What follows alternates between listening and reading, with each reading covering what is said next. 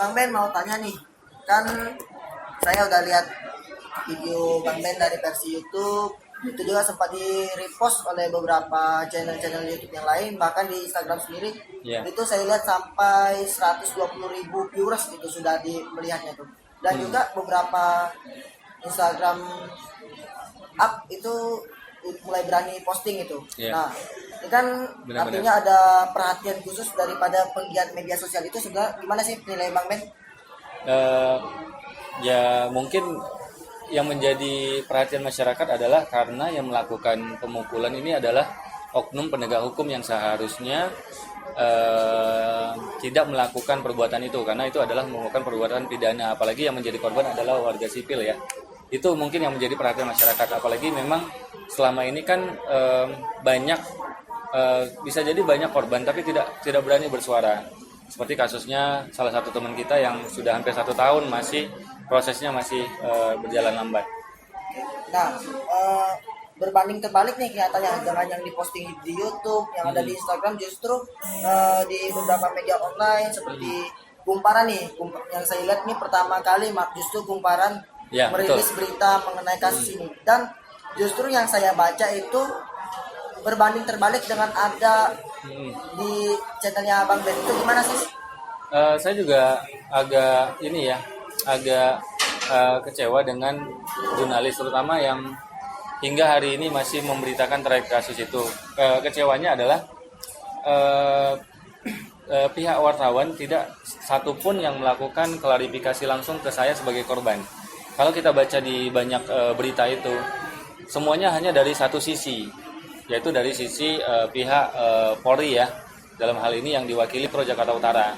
Nah, sampai detik ini tidak satupun dari pihak wartawan yang menghubungi saya dan mencari tahu kisah atau cerita yang sebenarnya, yang walaupun sebenarnya bisa dilihat sendiri dari video bukti itu ya.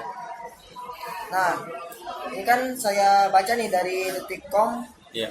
Saya baca nih ya petikannya. Kasalantas Polres Jakarta Utara AKBP Agung Pitoyo menjelaskan duduk perkara sebenarnya anggota Sabara dan Lantas Polres Jakut saat itu sedang melakukan kegiatan rutin di Jalan Yos Sudarso Rabu 27 Maret. Nah, ini tidak ada penjelasan lebih lanjut kegiatan rutin yang macam apa, atau razia, pengaturan dan lain sebagainya. Itu bagaimana itu fakta yang ada di lapangan, apakah sesuai yang disampaikan oleh kasatnya ini atau gimana ini Bang Ben? Oke, saya ada di lokasi dan sebelum kejadian itu saya melihat sebenarnya apakah yang disampaikan oleh Bapak Kasalantas tersebut apakah benar hanya plotting dan pengaturan.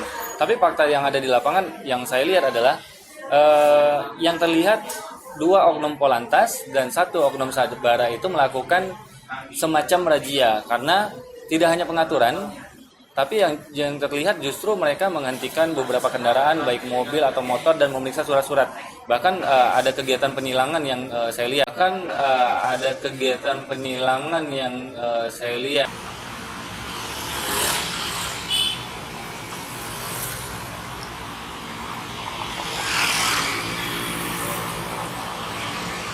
Lampu motornya hidup, saya nggak tahu ini disetok karena pelanggarannya apa.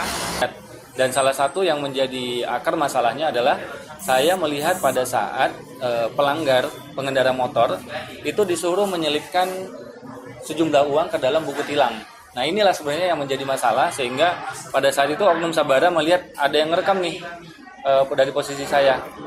Akhirnya terjadilah si beliau ini, oknum ini mendatangi saya lalu meminta video dihapus. Karena kenapa dia minta dihapus ya? Karena memang ada sesuatu yang salah yang dia takut terekam.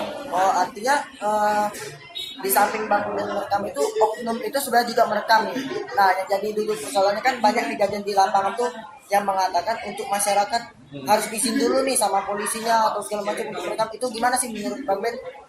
Setahu saya tidak ada undang-undang di negara kita ini yang melarang merekam siapapun di tempat umum.